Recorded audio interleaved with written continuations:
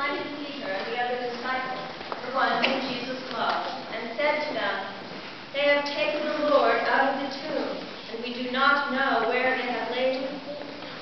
Then Peter and the other disciples set out and went toward the tomb.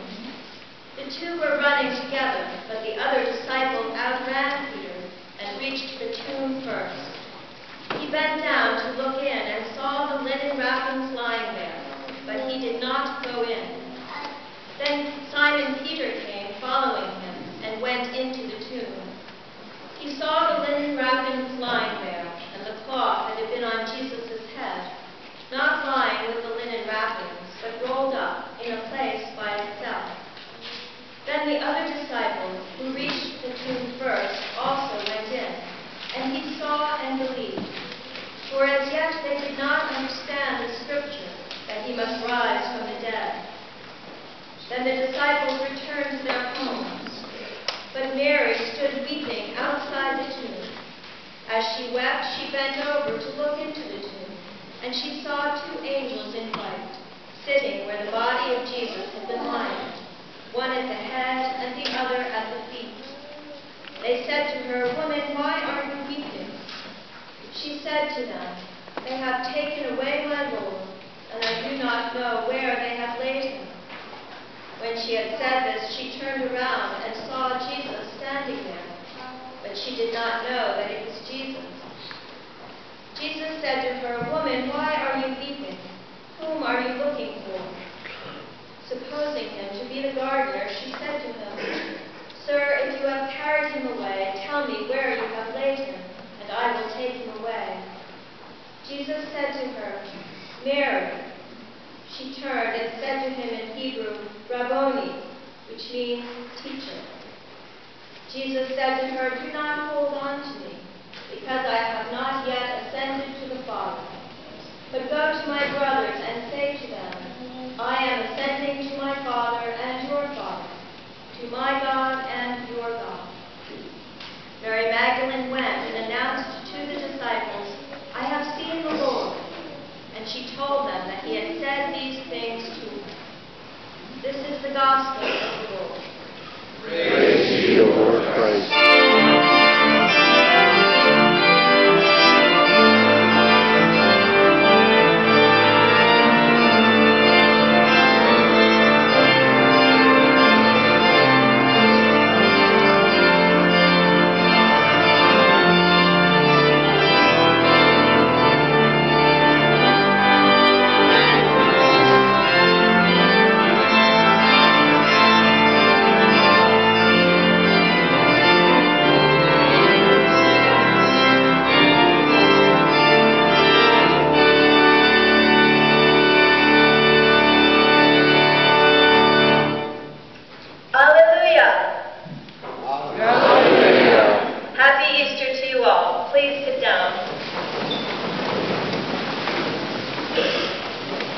Well, it's a feast day today, a celebration day, and so I thought I'd start with a game. It's a game I used to play with my children when they were very small, a categorizing game which teaches the basics of organizing the world around them. It's called Alive or Not Alive. Maybe some of you have played this game. I'd hold up an object, and they would call out to me whether they thought the thing was alive or not alive. For example, alive. Good.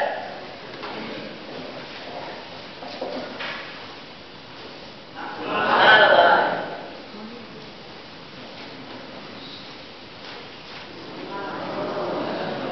Well, you're not sure. If I sat on it for a while, we'd find out.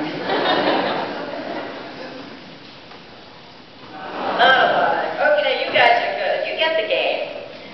It's a children's game, obviously. But as most games, it's got a serious and necessary lesson that teaches us something about life. We learn to categorize things. Is it safe or not safe? Is it a friend or is it a foe? Is it reality or is it a mirage? Most of us, unfortunately, continue to approach the world in the same way and continue to categorize, even when it might be better for us to learn to begin to question those rigid categories. maybe to create a more creative spirit in our approach to life. Yes, we're adults, and we're most of us pretty smart and pretty sophisticated, aren't we? We have at our disposal all the wonderful fruits of the Enlightenment, not to mention the wonderful modern science and technological tools like our iPhone apps and internet and video streaming. So all these things help us to continue to analyze and to divide the world into those same rigid categories. Alive or not alive, true or not true, possible or not possible, reality or myth, believing, doubting. But what do we do with Easter? Its claims are not scientific or rational. It defies our expectations. The dead Jesus has been raised, crossing over to life from the tomb, reversing the natural processes and boundaries. He was not where the women expected to find him. So which category do we put him in? Alive or not alive? True or not true? Possible or not possible? Believing or doubting? You know, in my many years in the ministry, I've heard many attempts at rationalizing this story of the resurrection. I've heard preachers and lay people alike go through amazing contortions to demystify this story and to force it into the neat categories of human science. One says Jesus wasn't really dead, he was only in a coma, and those poor ancient people didn't really understand medical science very well the way we do today. Another states that Jesus' message was so powerful that it seemed as though he were still alive and still present among the disciples, inspiring them to go on and found the church in his memory. Another points to the annual miracle of spring, the tender shoots of new life that sprout from dead leaves and the stumps of winter. And another marvels at a new baby with her perfect little fingers and toes. Well, I'm sorry, but I have to tell you what I think about all of that. Poppycock! Bah, humbug! Of course, yes, spring is wonderful and it lifts our spirits. And who doesn't marvel at the fingers and toes of a newborn baby? These things are wonderful and speak of the marvel of God's creation. But these things are not what the resurrection of Jesus is about. These are not miracles. They are part of the natural processes of life. Wonderful as they are a predictable part of God's creation, and they fit neatly into those categories we have memorized so well. They will not transform us. They will not save us. Jesus' resurrection does not fit into any of these tidy categories. And thanks be to God that it does not. The good news of the gospel is that the power of God transcends these categories, these scientific organizing principles, these human means by which we attempt to quantify the mysteries of life. Our God acts. The power of divine love has lifted Jesus from the tomb and catapulted him back into life again. It was God whose great I Am spawned the earth and all its categories of created things, both living and not living. It was the power of God that raised Jesus from the dead, returning him to life. And this same God promises to act again for us, to raise us from the little deaths within our own lives, conquering the category of death by raising us daily and forever to newness of life, just as he did with Christ.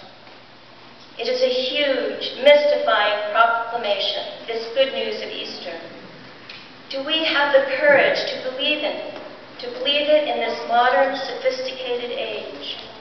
Do we have the humility to acknowledge that there is still some deep mystery at the heart of human death and life? Do we have the faith to dance forward to the music, even when we aren't sure of the rhythm or or where the steps will lead us? The author, Annie Dillard, reflected on this question when she visited a church service on an Easter Sunday long ago, and she wrote these words. It is madness to be wearing spring dresses and straw hats, Sunday suits and polished shoes. We should all be wearing crash helmets. Ushers should issue life preservers and signal flares. They should lash us to our pews. Yes, there is tremendous power in what we proclaim here this morning. The dead Christ is risen, raised by the power of God. And this risen, living Lord is here among us, calling to us, dancing with us, drawing us out of the neat categories by which we've orchestrated our lives to a place of new and deeper and more abundant life. If we can believe this, if we can open ourselves to this power, all the dead parts of ourselves will be brought back to life. We will ourselves rise from death to life, utterly transformed. Of course, this miracle of new life does not always burst upon us as it does on an Easter Sunday. There may not always be organ and orchestra and full choir singing the Schubert Mass. There may not always be lilies and azaleas around the altar. There may be no altar at all. Just as often, new life is born in the silent darkness that feels like a tomb. It may begin its quiet germination in the midst of grief, or loneliness, or desperation. That is, in fact, how it happened that first Easter, when the women came to the tomb in the dark of the early morning.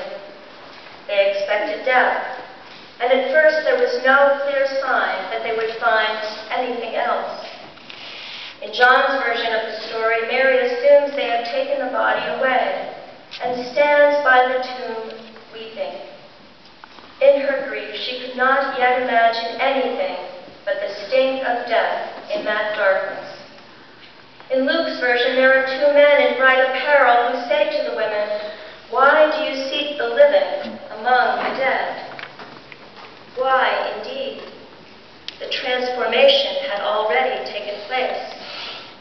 In the darkness of the tomb, while the women were weeping, in the long watches of the night, life grew again like a seed sprouting in the dark soil. Today, 2,000 years later, we breathe in again the fragrance of that blossom. Then and now it explodes the rigid boundaries of our human categories. It invites us into mystery and wonder.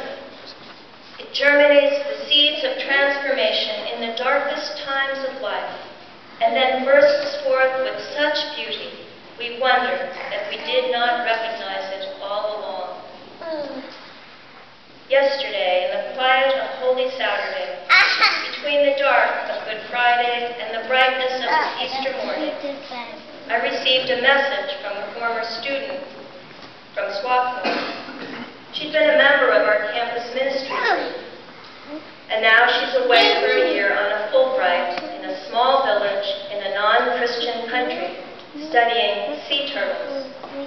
A brilliant scientist, she has struggled many times with her Christian faith. I believe she would be humbled but happy to know that I share part of her message with you on this joyful Easter morning. This is what she wrote. It is almost Easter here, though it does not